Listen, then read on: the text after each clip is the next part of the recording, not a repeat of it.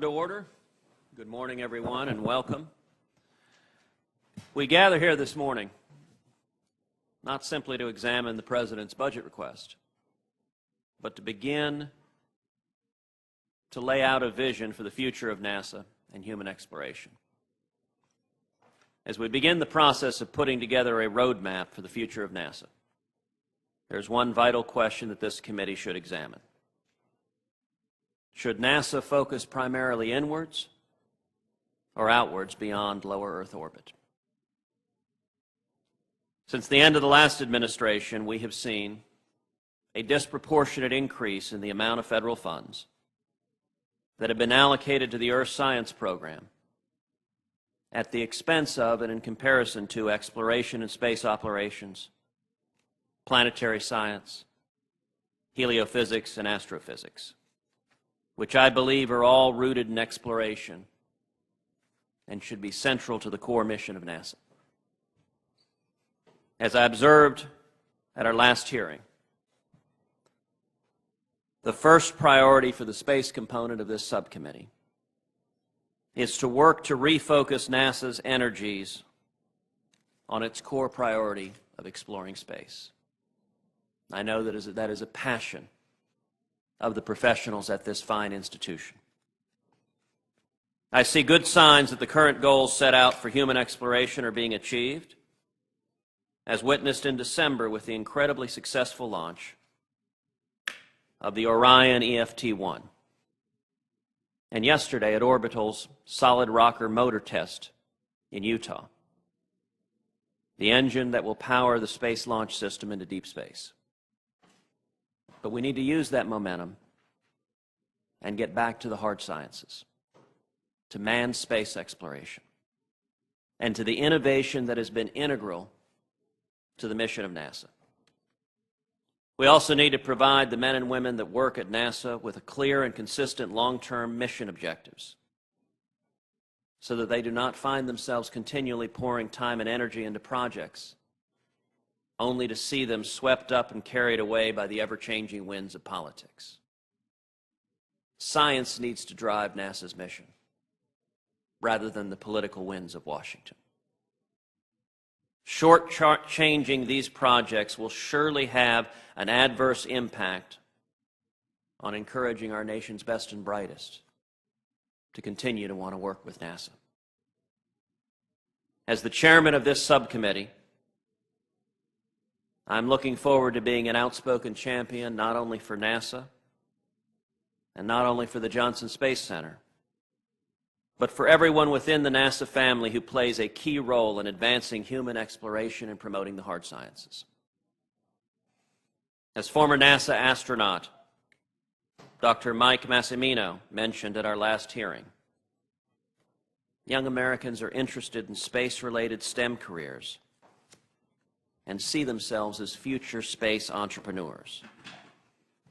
It's critical that we begin to refocus the core priorities of NASA so that greater and exciting new opportunities can emerge and be realized. It is time for man once again to leave the safety of the harbor and to further explore the deep, uncharted waters of deep space. Now recognize the ranking member, Senator Peters. Thank you, Mr. Chairman, and it's wonderful to serve with you on this committee, and I look forward to working with you in the years ahead. You know, this month we celebrate the 100th anniversary of the National Advisory Committee for Aeronautics, or NACA. Congress created NACA in 1915 because even though the Wright brothers had invented power flight in the U.S. in 1903, by the beginning of World War I, the U.S. lagged behind Europe in aviation technology. Within decades of NACA's creation, the U.S. was leading the world in aviation once again. We put the P-51 Mustang in the sky, a fighter that proved so critical to the success of the Allies against Hitler. And later, in 1947, we were the envy of the world when Chuck Yeager's X-1 rocket plane broke the sound barrier. But when the Soviet Union placed the first artificial satellite in orbit around the Earth, the U.S. was once again behind. Congress responded this time by folding the efforts of NACA into the newly established National Aeronautics and Space Administration, or NASA, in 1958. By 1969, NASA put astronauts Neil Armstrong and Buzz Aldrin on the moon. And in the decades following, NASA sent probes to explore the worlds of our solar system, built telescopes in space to peer to the edges of the universe, built a research outpost in space permanently tended by a crew of international astronauts, and made it possible to study the planet that we call home from space. Over the past century, the investments we have made in our civil aeronautics and space programs look pretty modest compared to the returns. Safe and reliable commercial air transportation, communication satellites, space-based imagery, and spin-off technologies from human spaceflight have provided our country extraordinary economic benefits. The Apollo and Space Shuttle programs inspired generations of American students to pursue education in math, science, and engineering, many of whom went on to lead a revolution in computing and information technology. Just a few years back, I visited a high school in my home state of Michigan, and I witnessed firsthand NASA's continued ability to inspire. All of the students were gathered in the gym to watch a large projector screen that connected them directly to U.S. astronauts on the International Space Station. And when the astronauts asked if any of the students planned to pursue degrees in the STEM fields, hundreds of hands shot up across the auditorium. Today, it is simply impossible to imagine the world devoid of scientific understanding that NASA has enabled us to achieve. Because of NASA, we know our planet is a fragile oasis in an unimaginably vast space. We know every point in the universe is speeding away from us at an accelerating pace, driven by some unforeseen force called dark energy. We know our galaxy is filled with billions and billions of planets, many of them possibly very much like our Earth. And we have seen actions and evidence of black holes whose mind-bending physics remind us of how much we have to learn about the fundamental nature of space and time. I see NASA's budget as a strategic portfolio of investments aimed at improving the well-being of our country and of our civilization. Like any portfolio, we must carefully choose our investments and remember that the balance of the overall portfolio is of the utmost importance. We must avoid false choices between robotic exploration, human exploration, the study of the universe, or the study of our home planet. We must avoid the temptation to view NASA's mission as a set of competing priorities. Rather, we should seek a set of complementary initiatives that will pay returns to our civilization for centuries to come. I want to thank you, Administrator Bolden, for your service to our country and your appearance before the subcommittee today. And I want to thank you, Chairman Cruz, for holding this hearing, and for Ranking Member Nelson for everything you have done and continue to do for our space program and for the example that you set for this committee. Although my position on this committee is new, my passion for science and technology is not. And I am truly excited about my opportunity to serve as ranking member for the subcommittee, and I look forward to our discussion today. Thank you.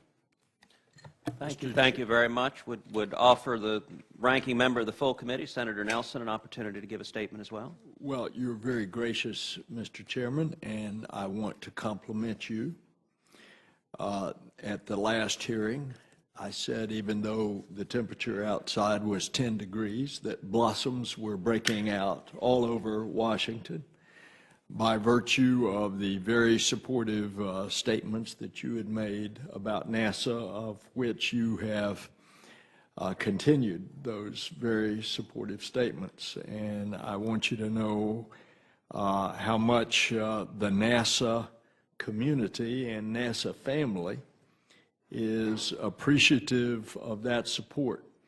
I want to point out that in some quarters it seems to be fashionable to say that Earth science is not a part of the exploration program, and yet I would point out that tonight there is the launch of a mission called MMS. It has to do with the magnetosphere, and it will be a mission to gauge space weather, in other words, nuclear explosions from the surface of the sun, and how that affects our life here on Earth.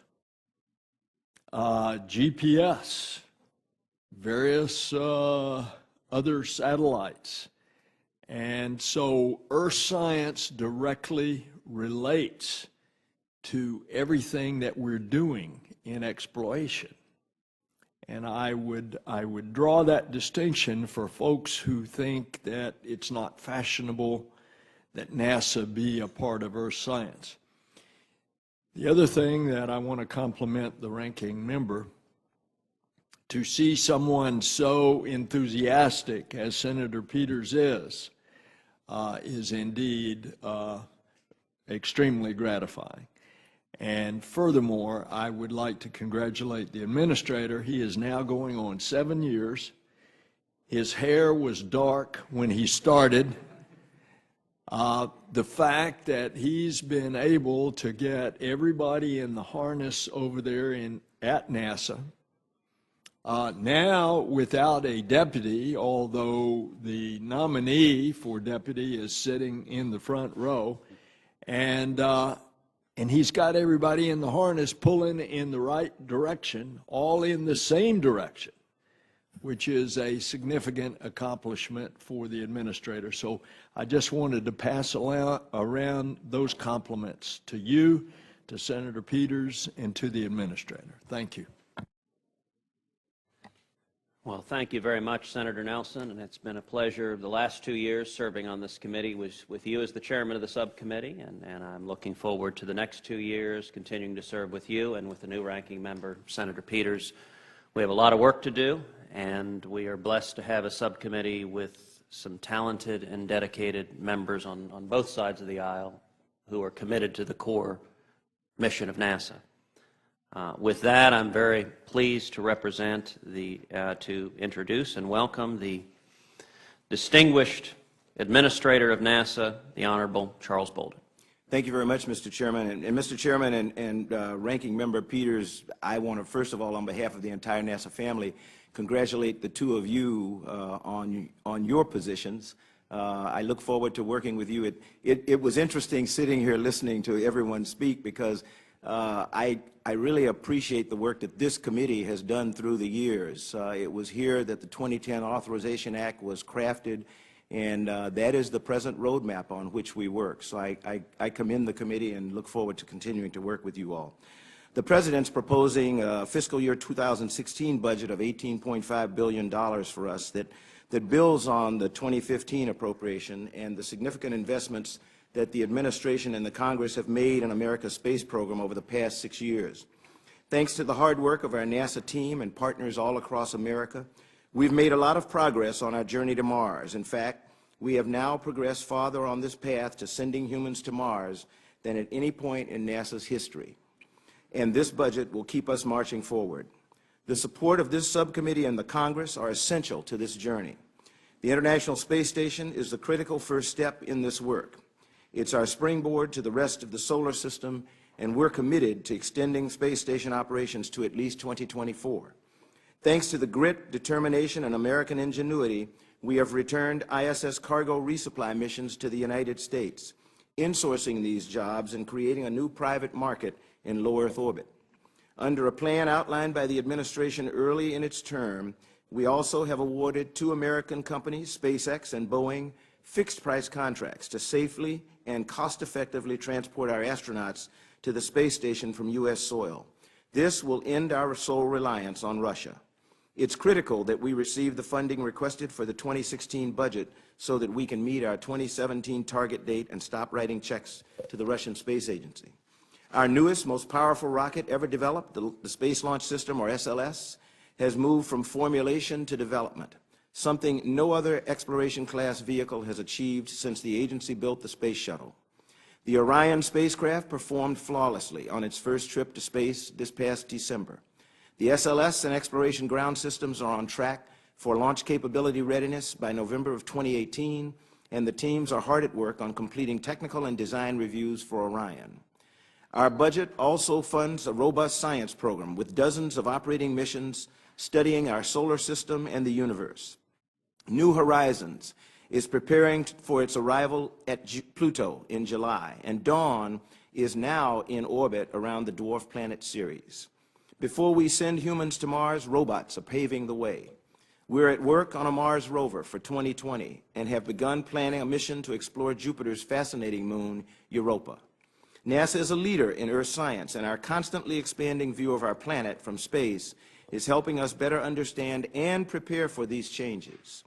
NASA has 21 research missions studying Earth, and the last year alone, we launched an unprecedented 5 more.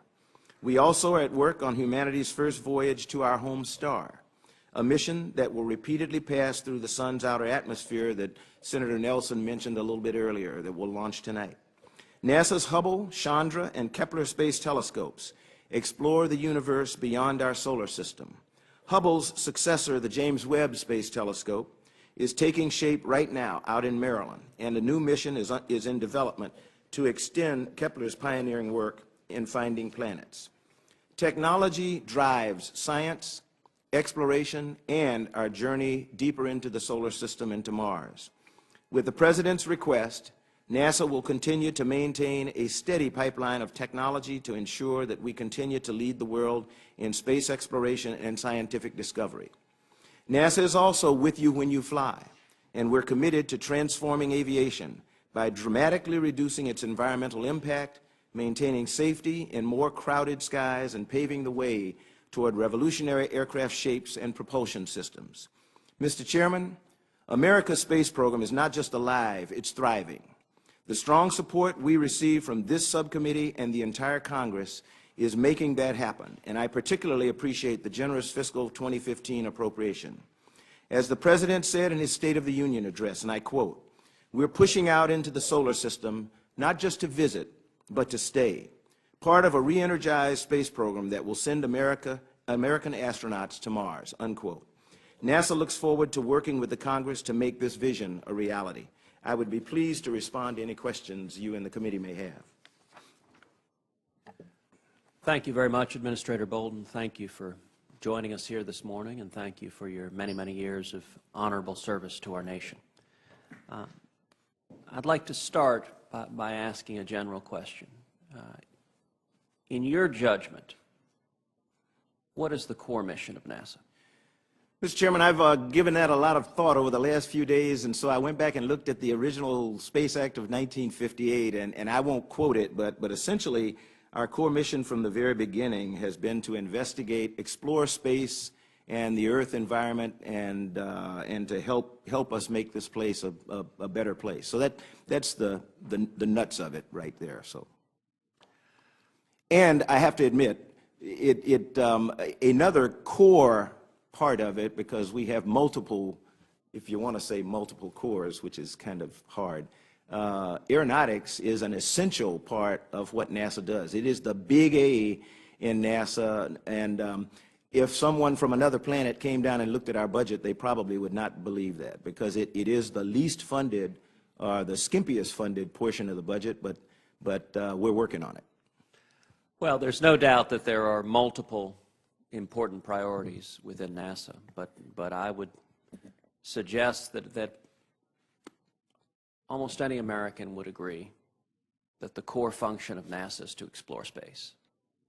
That's what inspires little boys and little girls across this country.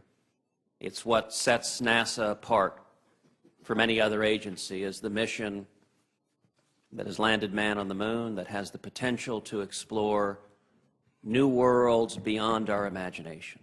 And you and I have had this conversation many times. And you know that I am concerned that NASA, in the current environment, has lost its full focus on that core mission. And I want to talk for a minute about the current budget. And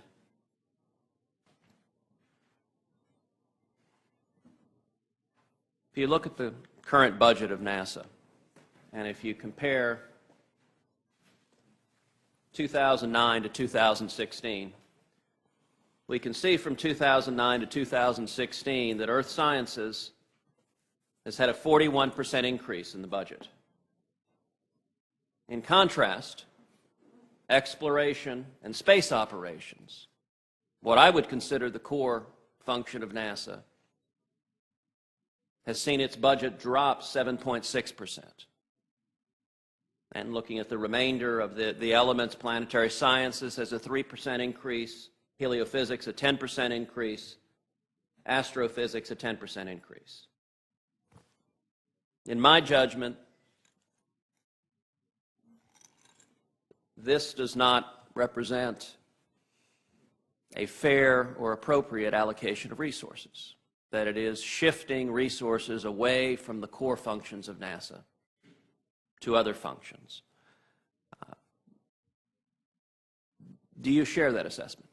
Mr. Chairman, I'm very interested in your chart. However, I will say one thing. It is interesting to note that there is a decrease in exploration or human spaceflight when, in fact, that was somewhat intentional because we were trying to get the cost of exploration down as we reach farther out into the solar system. It used to cost us $2 billion a year to maintain the space shuttle, whether we flew it or not. Today, NASA pays, I want to say we now have 2 contracts that are in the neighborhood of about $6.6 billion that will give us 16 flights on a combination of Boeing and SpaceX missions carrying American astronauts to space. That will probably take place over about maybe 3 or 4 years. So I think we have that decrease is actually a little bit of what we were trying to do, get the cost of flying humans into space down. That's what's driving the market, is reducing launch costs. So the fact that Earth science has increased, I'm proud to say, it has enabled us to understand our planet far better than we ever did before, because it's absolutely critical. If I go back to what used to be my home state and is your state, the state of Texas, we have the Texas Soil Observation Network, which is strongly supported by NASA. And Senator, I don't need to tell you, when I lived in Houston, the elevation sank a matter of inches over the period of time that I lived there. And that was because we were pumping water out of the ground and we just didn't realize what was going on. But now, because of some of NASA's efforts, we have satellites that are able to look and actually measure the difference in gravitational field of Earth, and we can tell that we're emptying out the aquifers. And that's just looking at our environment, trying to make sure that we have a better place for all of us in which to live, and I think that's critical. I'm confident, though, that it's not your testimony to the subcommittee that NASA has all the resources it needs for space exploration. No. And that it has suddenly gotten less expensive and more affordable. Indeed, as you know, the first hearing the subcommittee had, we heard from expert testimony as to the real challenges if we are going to go back to the moon or to Mars or beyond, that it's going to require a significant investment. And I would suggest that this chart does not suggest that the investment of budgetary resources is going where it should. And let me note one specific matter, which is this past December, Orion completed a nearly flawless maiden unmanned test flight on the Exploration Flight Test 1 mission. But despite the success of SLS and Orion, the President's budget request cuts funding by over $441 million. Does the administration lack confidence in SLS and Orion and their ability to get American astronauts to Mars in the 2021 timeframe? Senator, quite the contrary. I think the administration has the utmost confidence in us, and that's the reason that they presented the bill for $18.5 billion that they did to the Congress. The President trusts me to take whatever amount of funds the Congress appropriates to us and appropriately balance that across our portfolio, because we do have multiple things for which we are responsible. The fact that we now have a set date where the launch complex at the Kennedy Space Center and SLS will be ready for flight of November 2018. The fact that we're going to have a set date when Orion will be ready to be integrated with SLS, and we'll have that this summer. The fact that we had a successful test on the solid rocket booster out at Promontory Point, Utah 2 days ago. The fact that we now have 2 contractors who are upgrading their facilities at the Kennedy Space Center and at Cape Canaveral Air Force Station so that we can launch American astronauts to space from American soil in 2017, the fact that we now have a robust competition for American companies to get cargo to space where that used to be the job of the government, I think that speaks highly to the confidence that the administration and hopefully this Congress has in our ability to do exactly what you want us to do. I don't think we have, I would say, you asked me about your chart. There's a lot of chartsmanship. I'm not sure what you include in exploration, for example. So by my statements, I was not acknowledging that I agree with the numbers on the chart. So I don't want anyone to say I accept the numbers on the chart, because when you talk about exploration, a lot of times people don't count the launch complex. You can't go anywhere if you don't have a place from which to launch. A lot of times people don't count commercial crew and cargo.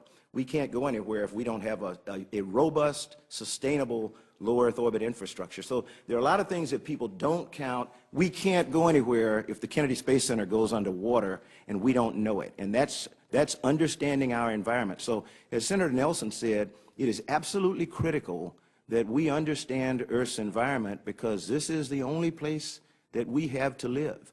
Having had an opportunity to view it from a place where I look around, I'm not sure anybody else in here has had that opportunity. We've got to take care of it. And the only way we can take care of it is that we know what's happening. And the only way we know what's happening is to use instruments that we develop in NASA. And we do it better than anybody else. I'm proud to say that. I always come and brag on my workforce. We do it better than anybody else in the world.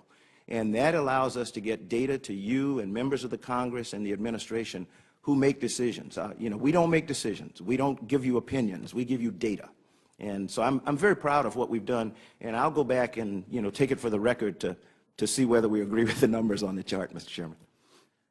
Thank you, Mr. Administrator. Now recognize Senator Nelson for his question. Well, I'm going to defer to the ranking member of the subcommittee, but let me just point out,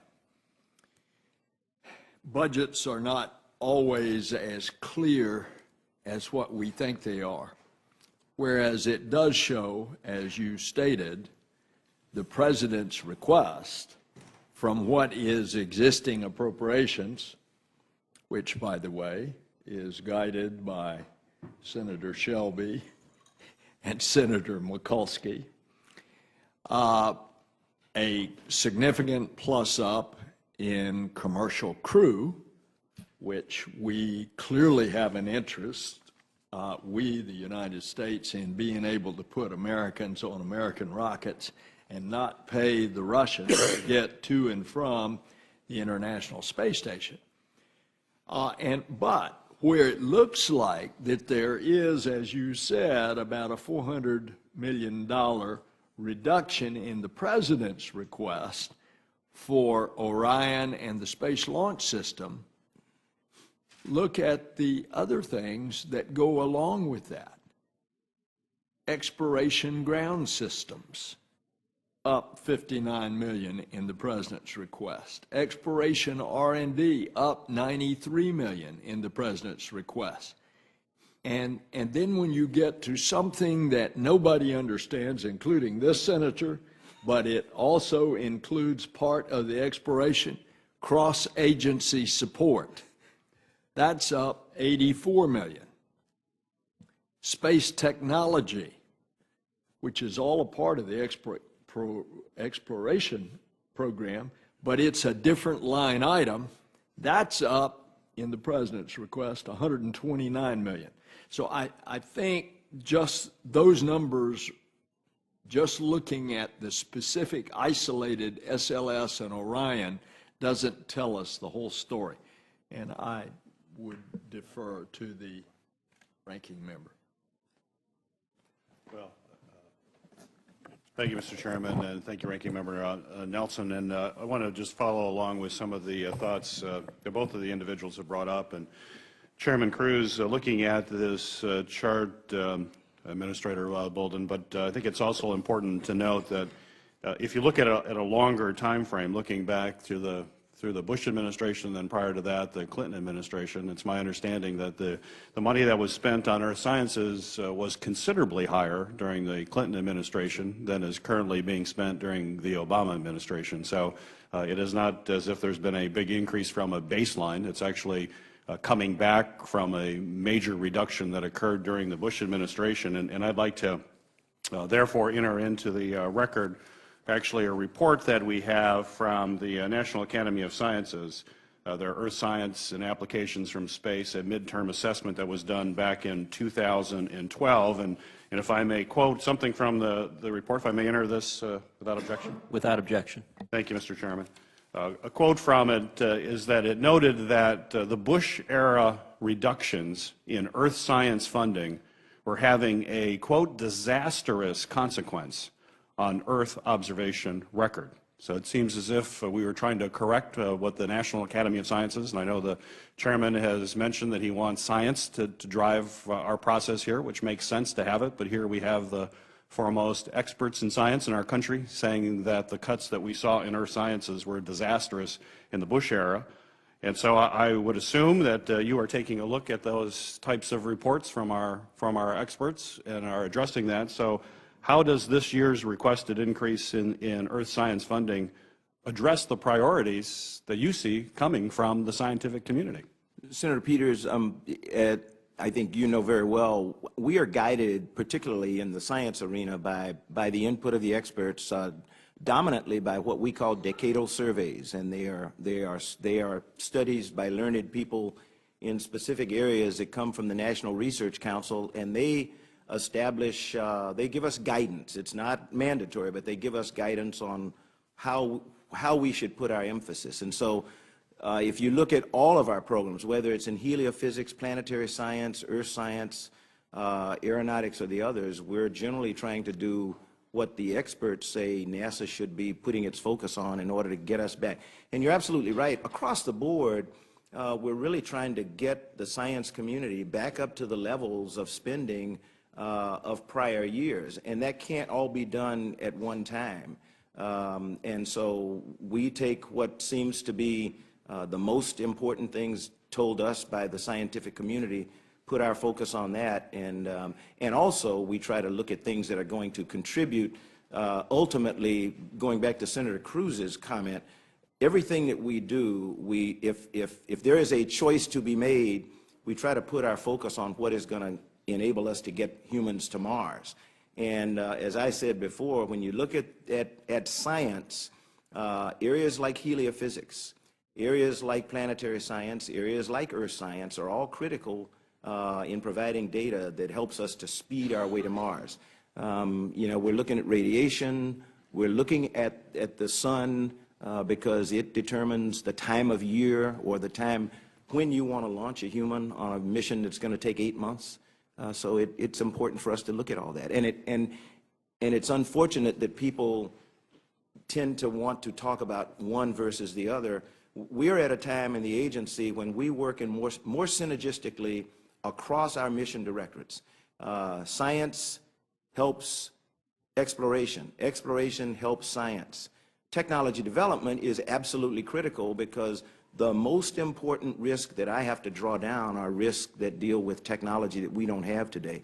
And that's why we ask for the increased funding for technology development that we've not been able to get. So it is absolutely critical that the committees and the Congress trust NASA and some pretty smart people.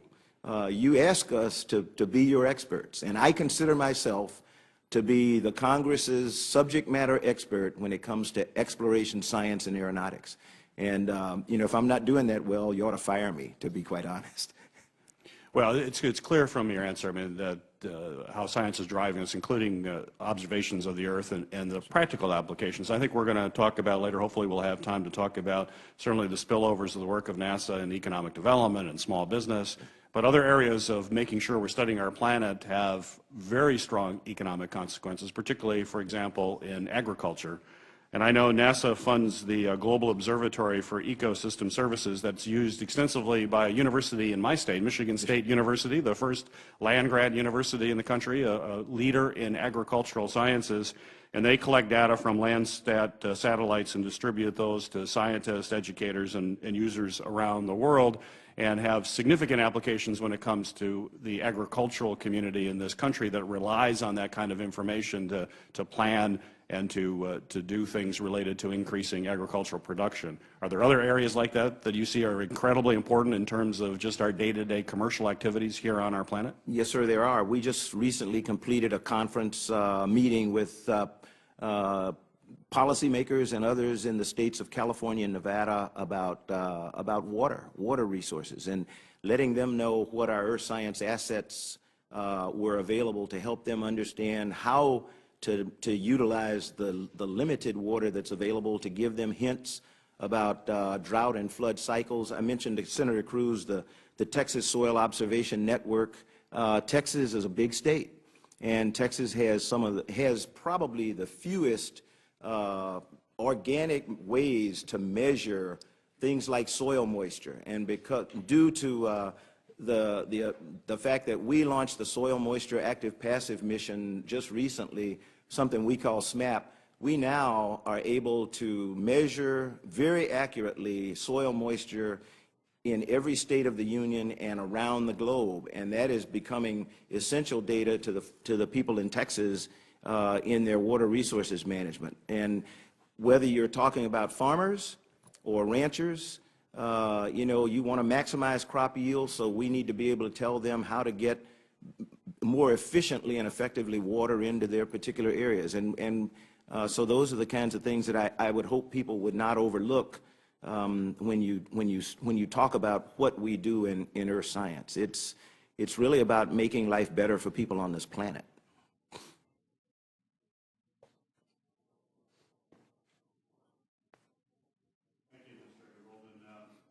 Another question for you, if I may. Since the end of the shuttle program in 2011, the United States has relied on the Russian Soyuz for crew transportation to the International Space Station.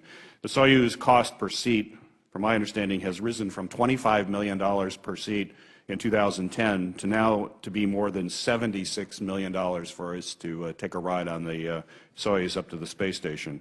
NASA will have paid Russia over $2.1 billion by the time domestic providers Boeing and SpaceX are able to launch their astronauts in 2017. If you could elaborate for us, please, on how would failing to fully fund the $1.2 billion request for commercial crew program affect the space station program, and more specifically, our continued dependence on the Russians? Senator, because we're now operating on two firm fixed-price contracts with Boeing and SpaceX, any amount short of the $1.2 billion that we requested will mean we will have to reduce the milestones that the two manufacturers accomplish. We can't pick one over the other. We're contractually obligated to both. So it will mean that both will be slowed down and we won't make 2017. That will mean that we'll have to go back and rely on the Russians continually to provide transportation for our crews, and so, you know, that puts us in jeopardy of not being able to. It puts us at risk, as came out in my hearing with the House Appropriations Committee, when we have to depend on someone else to get our crews to the International Space Station. We have a great relationship. I'm not worried, but I would feel much better if I knew that I was dependent on two American companies. Well, I think we would all agree with you, Administrator. Thank you so much. Thank you very much. Thank you very much. Senator Gardner. Thank you, Mr. Chairman, and thank you, Administrator Bolden, for your time and testimony today. It's been an interesting conversation, but I do think it merits kind of focusing back in on what we believe NASA's core mission to really be. Now, you mentioned that NASA's core mission going back to the 1950s, looking at the organic legislation to create the legislation. I kind of want to go there. We've talked about water management in California. We've talked about the Texas soil management system. I'm sorry, Chairman, I'm not as familiar with the Texas soil management perhaps as I should be. But I want to just ask a couple of questions. Is there any other agency or department in the federal government who is sending rovers to Mars? There's not. No, sir. Are there any other? There is no other nation that has a rover. Are there any other agencies that are looking at the soil in Texas? I would hope so, but Are there any other agencies we that are collaborate tasked with with sending, any other agencies that are tasked with sending Orion, the Orion, which you said performed flawlessly? Sir, I get your drift, but I Well, don't. drift is a good point, because that's exactly what I want to talk about. But Because Senator, it seems to me that NASA perhaps has drifted away from its core mission, and I'm concerned about that. We have so many other agencies and departments that are looking at our soil sciences and our water management. And I understand the importance of going to space and putting a satellite and looking down and measuring and monitoring what we can do. But I am concerned that when we talk about how we're going to have a future of robots on Mars, that we're not funding the Opportunity rover on Mars in the 2016 budget. So I just want to ask a few questions. In 2010, President Obama went to the John F. Kennedy Space Center, and he committed to a manned mission to Mars, correct? yes, sir. On December 5th, 2014, Orion launched atop a ULA Delta IV Heavy rocket, the Orion 4 flight test, and you said it, I think I wrote it down because I think we tweeted it already. Orion performed flawlessly. And some people say near flawless. Near flawless. Okay, well, I'll take the flawless. I take the flawless. A 2-orbit, 4-hour flight that tested many of the systems most critical to safety, evaluated launch, high-speed reentry systems, avionics, altitude control, you name it. It was a success. You called it flawless. Would you consider Orion and SLS instrumental in achieving a manned mission to Mars? They're absolutely essential, Senator, and I would also say, again, sort of as I talked to Senator Cruz about being careful when you you draw something out and talk about that one thing singularly. There is, to my knowledge, and I will have to take this for the record, but to my knowledge, there is only one agency of the federal government that develops the instruments, launches the satellites, and the like that explore our planet to the extent that we do, and that's NASA. So if we did not do it, many of the satellites that NOAA operates, once we get them in orbit and hand them off to them, they become NOAA satellites, not NASA satellites. But because we have the expertise at places like the Jet Propulsion Lab, Goddard Space Flight Center, and our contractors, when you talk about sensors, this is a very, there are not a lot of people in the world who do the stuff that our people do when you talk about sensors. And so if we stop doing it, it doesn't mean, that's why I think it's core. Because if you take NASA out of, if you take earth science out of NASA, the nation loses its dominant capability to do the types of earth science sensors that this nation, the types of earth science investigations that this nation does. So I just caution that if we're going to talk about core things and things that only NASA does, you really do need to look at Landsat. NASA does not own Landsat. Landsat, it belongs to the Department of the Interior. But if it were not for NASA producing the Landsat satellite because of the expertise that we have in developing the instruments, there would be no Landsat. That's a 40-year continuous program. If you took that away from NASA, we would not have it. The nation would not have it. Right now, the Department of Defense is really hurting for weather satellites. NOAA was really hurting for weather satellites a few years ago when we put together, when we were putting together a program that was ultimately canceled called INPOSE, that was going to be joint NASA, NOAA, DOD weather satellite. It was finally canceled because cost had gotten out of hand. We just weren't getting anywhere close. NASA, because we are always looking at newer, more state-of-the-art sensors, we had developed sensors that we put on a satellite that was called INPOSE Preparatory Project, NPP. NPP is now a major weather satellite for NOAA and the National Weather Service. That was not supposed to be a weather satellite. If NASA had not done that, this nation would not be able, this nation and other people around the world would not be able to do things that they do about understanding the climate, predicting hurricanes and tornadoes, which we can't predict.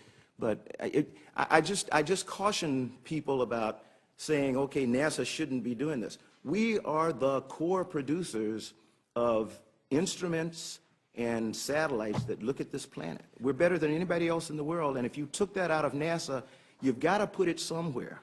And there are other agencies that do not have that. We are known for our program management capability. That's why everybody comes to us to get satellites. I think if you talk to Dr. Sullivan over at NOAA, if you talk to any of the secretaries about, okay, where do I want to go to get a good satellite? Hopefully they would tell you they'd come to us. Well, given the comments that you've made about President Obama's commitment to the manned mission to Mars, given your comments about the Orion SLS being instrumental in the manned Mars mission, I still don't understand why we have seen a reduction then in the Orion program from 15 to 16, the SLS program from 15 to 16. And make no doubt about it that I support science and research funding, but I also support identifying priorities and funding priorities. And so I'm very concerned that this budget document, the document that Senator Cruz put forward in a chart, Chairman Cruz put forward in a chart, what NASA's priorities, where they're at, and really if we're seeing the kind of drift that is going to make our mission, the core mission that I believe it should be, difficult to reach. The budget request for Earth Science, put a little numbers to this 41% increase, for FY16 is $1.95 billion. A lot of systems monitoring Earth, multiple agencies supporting Earth sciences, but we are without the basic required system to send pioneers to Mars. So 41% increase, but yet NASA, the only agency, the only part of our government that is working on sending people out there, doesn't have the basic capacity to do that while we're decreasing and increasing our sciences. So I know I'm running out of time, but I'm concerned that with the small amount of money that we've allocated to our mission that's been endorsed by the President. And Mr. Chairman, I'll yield it back to you. Senator, may I make a comment? Because again, I want to make a slight correction. You are absolutely correct that we don't have everything that we need to get humans to Mars. That is not in human exploration. That is in space technology. This agency and this president has been we requested $1 billion when I became the NASA administrator to establish a space technology mission directorate, because the things that we're missing in being able to safely and effectively send humans to Mars, the majority of that is not done in the human exploration mission directorate. I need it to be done in Space Technology Mission Directorate, and that's not funded efficiently. So why not fund the Mars Opportunity Rover in the 2016 budget? Mars Opportunity Rover, Senator, we are getting incredible data from Mars through Curiosity, through Opportunity. We're getting ready to send InSight. We cannot continue to operate instruments and missions whose time has passed, because I won't be able to put something like InSight on Mars in 2016 that for the first time ever is going to core deeper into the surface of the planet. I don't have a rover that can do that today. I have to make choices. This is hopefully you trust me, Senator. My choice since becoming the NASA administrator was to put $49 billion on human spaceflight and $11 billion on Earth science. So that's $498 million, I'm sorry, thank you. $498 million on human spaceflight and $11 billion on Earth science. Now, if you put that on a chart, the science community is going to kill me, because that was the fear when I became the NASA administrator, was that I was going to put $498 billion on human spaceflight, and I was going to put some measly amount into science. I have tried not to do that. I have tried to focus this agency on all the things that's important for us to do. So I think the balance overall is good. $498 billion for human spaceflight, $11 billion for Earth science. I think that's a fair allocation of funds on the part of this administration and this agency. And it's unfortunate that everyone doesn't recognize the fact that we've done that. That's significant. Mr. Chairman, more than generous. Human spaceflight dwarfs Senator what Nelson. we're spending in other areas. Senator Gardner, every now and then we have to put on the green eye shades and get into the budget. The president's proposed budget, which you can disagree with, is a 10% increase in earth science. It's from 1.773 billion, it's 175 million increase. That's about 10%. Now, if you want to solve the problem of what you're talking about going to Mars and ramping it up, then what we need is more than the president's request of a $500 million increase for NASA. We could pour the juice like we did in the Apollo program, where the nation's space budget was more like 5% of the entire federal budget, instead of the existing NASA budget being less than 1% of the total federal budget. And you will certainly find this senator supporting you in that. What I have tried so hard to do in the past several years, in what little bit of influence I have in this committee, is to keep it bipartisan. The history of this committee was that it should never have even been bipartisan. It was nonpartisan.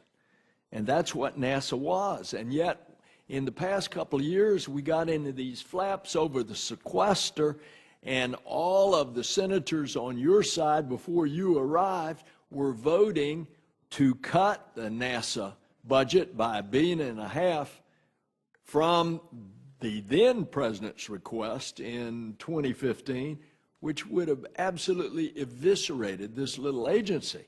Thank goodness we are to the point now that we're talking about this core mission and trying to explore the heavens and realizing that space flight is not cheap. I would also point out to my colleague from Texas that he and I are from Gulf states. And on June the 1st, hurricane season starts. And we are so dependent upon the protection from those natural disasters that plague the shores of our respective states, by being able to have the advance warning by virtue of the accurate predictions of the weather satellites. And as the administrator says, NASA builds them and then turns them over to NOAA. And then coming up, here we've got the Global Participation Measurement, GPM. These are current Earth science missions.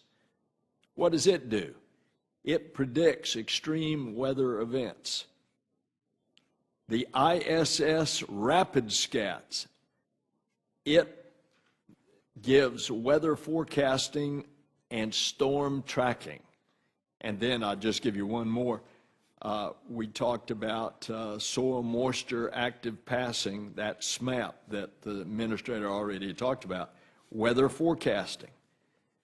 All of these things, if you would look behind what appears to be on the surface and get in, and where you have a disagreement, I want to hear about it.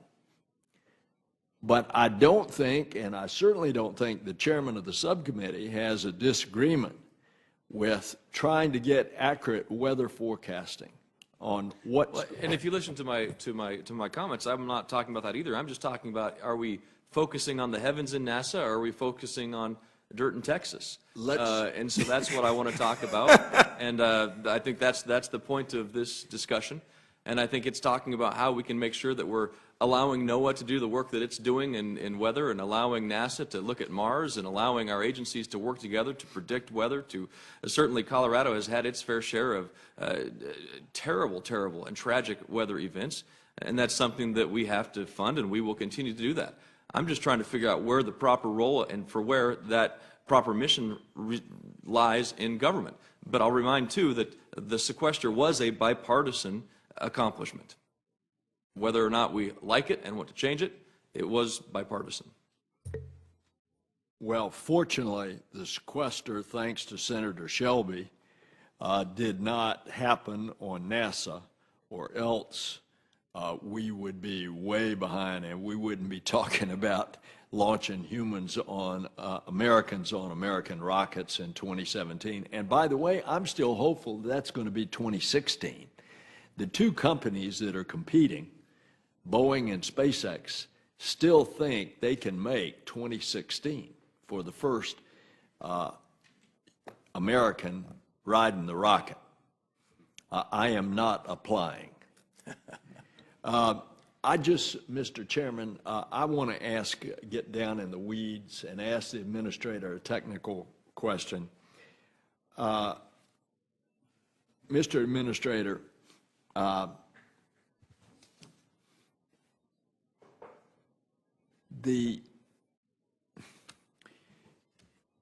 we're thinking on the SLS that we're going to have the upper stage as a Delta IV.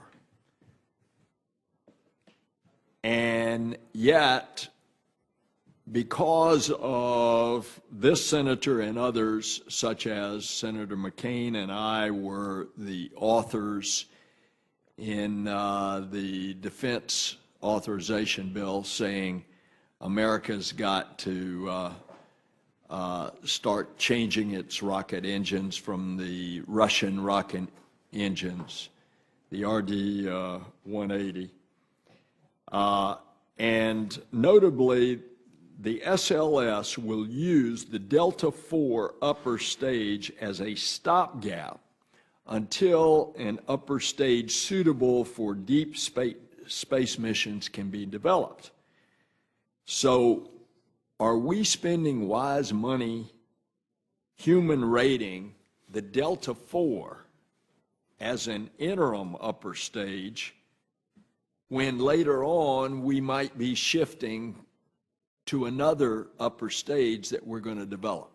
I know that's a question down in the weeds, but we need to look at that. Yes, sir. Senator, we are looking at what we call the exploration upper stage, and it is our intent that as we go along, as I talked about, we're looking at the total program. We would prefer to have the exploration upper stage be the vehicle of choice, if you will, and just have to certify that vehicle. But again, because we're looking at the funding available for EM1 for the very first flight of the integrated system, we're going to fly with what we call the intermediate exploration upper stage, which is the Delta IV upper stage. But eventually we will work our way to a single exploration upper stage. And as you all develop your out-year budgets, do you anticipate that ULA's plans to phase out the Delta IV in 2018 is going to affect the cost and the risk of the SLS program?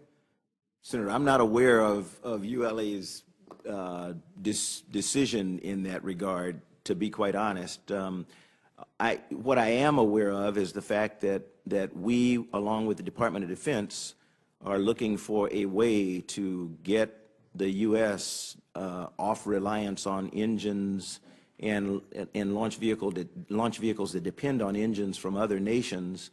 But I don't have any information that talks about when or if ULA is going to phase out the Delta IV. I'm sorry. And that's why I bring it up, because of what we put in the defense budget about the RD-180 and developing a follow-on engine to the RD-180, which is the main engine in the Atlas V.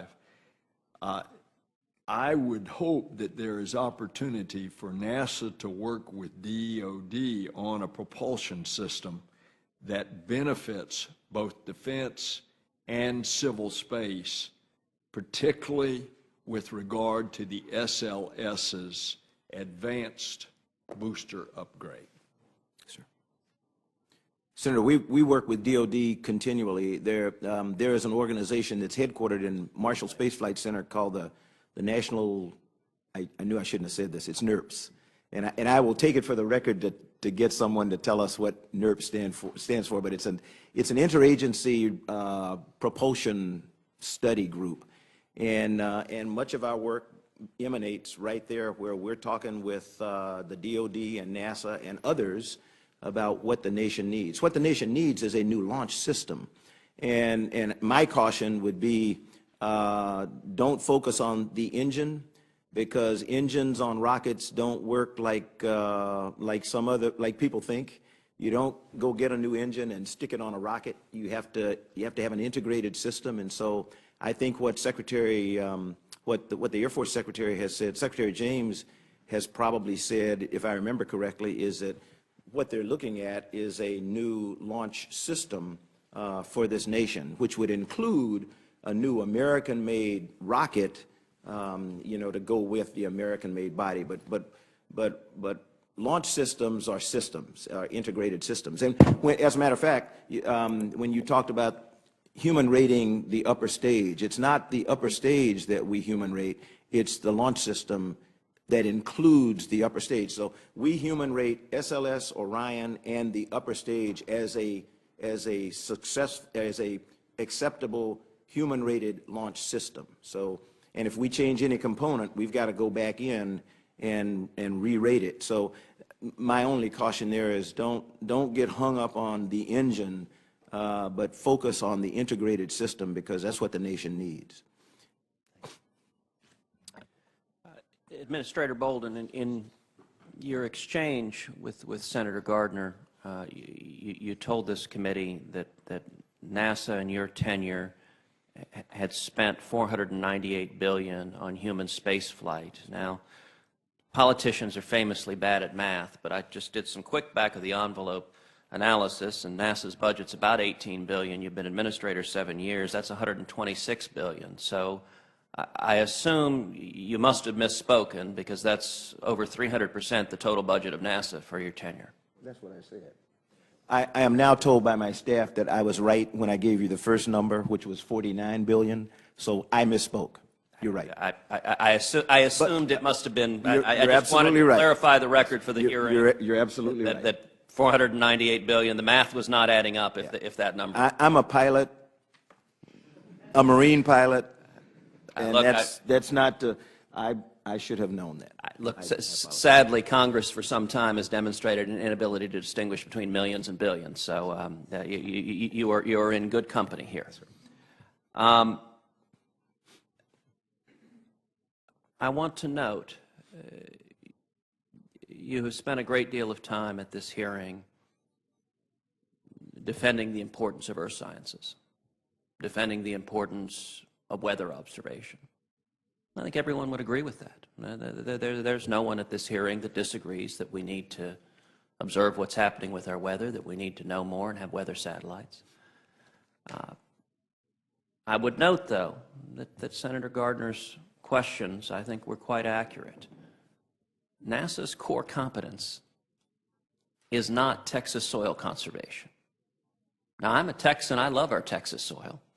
But there are a lot of people studying Texas soil. We've got a whole U.S. Department of Agriculture that spends a lot of time and energy studying the soil in Texas and everywhere else. That ain't what makes NASA special. And I have to say, if NASA ever becomes the place to study Texas soil, you're going to lose a whole lot of bright new engineers who want to go explore the galaxy. To my mind, that exchange underscored the central point I made at the outset of this hearing. It's not that our sciences are not valuable, but in the last 6 years, there has been a disproportionate increase. We've seen earth sciences increase 41%, and we've seen exploration and space operations, what should be the core mission, what NASA exists to do, decrease 7.6%. That, in my view, is disproportionate, and it is not consistent with the reason so many talented young scientists have joined NASA. And so it's my hope that this committee will work in a bipartisan manner to help refocus those priorities where they should be, to get back to the hard sciences, to get back to space, to focus on what makes NASA special. I am hopeful that this subcommittee will move forward with a NASA reauthorization, and that in that process we will continue this discussion of getting back to the core priorities of NASA. With that, I'll recognize Senator Peters for an additional round. Thank you, Mr. Chairman. And I certainly follow on with that. It certainly is your core mission is to go into space, but also aeronautics. And as I mentioned in my opening comments, we have to look at your portfolio as very broad. And you provide the tools to study deep space. You provide the tools to study earth science. So if you're looking at others studying the soil of Texas or the soil in Michigan with Michigan State University, it is NASA that provides those scientists with the tools that they need in order to do that because of your expertise of going into space. But I want to take this last question to talk about another one of your core missions, which is aeronautics, which is also closer to the Earth, but it has been part of your history, as I mentioned in my opening comments. You came out of, NASA came out of an organization that was involved in aeronautics and advancing commercial flight here on Earth. And if you look at commercial applications for your technologies, there's probably no bigger bang to the taxpayers when it comes to your work in aeronautics, and I appreciated in your opening comments talking about aeronautics and the substantial contributions NASA makes to that industry, which is a multi-billion-dollar industry here for the United States, and we want to continue to be the preeminent aeronautics country in the world. At least that's certainly my desire and hope others on the committee as well. And so I want to refer back to the National Academy's report that I referenced earlier from 2012, which expressed concern at NASA's lack of a dedicated flagship research aircraft. And the committee noted that existing flight assets can achieve a sustained supersonic flight or low-boom design goals or demonstrate the system-level capabilities of a highly fuel-efficient, low-noise aircraft. And so, Administrator Bolden, given the incredible importance of the aviation industry to the United States economy and the increasing investments being made by our international competitors, who are indeed investing very heavily in this type of innovation, what does NASA need to keep America competitive in aeronautics, particularly with regard to low-boom supersonic transport, which is likely to be the future for flight across the globe? Senator, if I can take an opportunity to kind of speak to both the comments that you and the chairman have made, particularly about what is our core mission and how we inspire people. I'm really proud to have Dr. David Newman, as Senator Nelson mentioned earlier, here to hear most of this as the nominee to be the deputy. One of these days, you all, hopefully, if this committee sees to support her, you will have someone who can come before the committee and speak with very much authority about what the next generation is interested in and what they need. And I would advise that there is also and I should not do this probably, but there is a supporting member sitting on the back row up there who is one of Dr. Newman's former students who can speak to her qualifications. When we go out and talk to students, as we both do quite a bit, in areas of aeronautics, in areas of space science and earth science, young men and women want to know that they will have a place to go. And they choose majors in colleges and universities based on what this nation has said its priorities are. We are worried about young men and women not wanting to go into the field of aeronautics because they don't see us doing what other nations in the world are doing. So your point about focusing on aeronautics is critical. We hope that we will see some young men and women decide that they want to get into the field of optics, because that is a dying field in the United States, but that is one of the fields that supplies NASA's ability to be the core provider for Earth imaging satellites, for Earth sensors, and the like. And going back to Senator Cruz's comment, we do not do Texas soil conservation. We provide instruments that provide data to the plethora of people who do Texas soil conservation. So I did not mean to mislead you, Senator, in thinking that NASA, we don't do any of that. We teach people how to use the instruments that we create. We teach them how to use the data. I have scientists who travel around the world and help people learn how to create drought and flood models, for example, from the data that comes from NASA-provided satellites. We are not the decision makers. We are not the people who decide what's good for one area or another. So I probably misled the committee if I gave you all the impression that was what NASA Earth Science does. NASA Earth Science, like NASA Heliophysics, NASA Aeronautics, and everything, going back to Senator Peters' question, through our low boom testing out at the Armstrong Flight Research Center over the last few years, we have given the FAA and industry optimism that we can, in fact, solve the problem of sonic booms that today create havoc for people on the ground, break windows, do all kinds of stuff.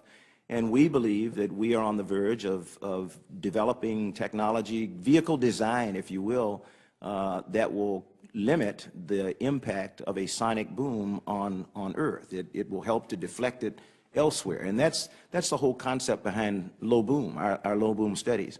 Due to the work that we did with the U.S. Air Force, the U.S. Department of Defense, the Air Force Research Laboratory on inadvertent impact of the ground, which is one of the things that kills a large number of military pilots. We worked on an automated system that is now credited with a save of an Air Force F-16 in Syria.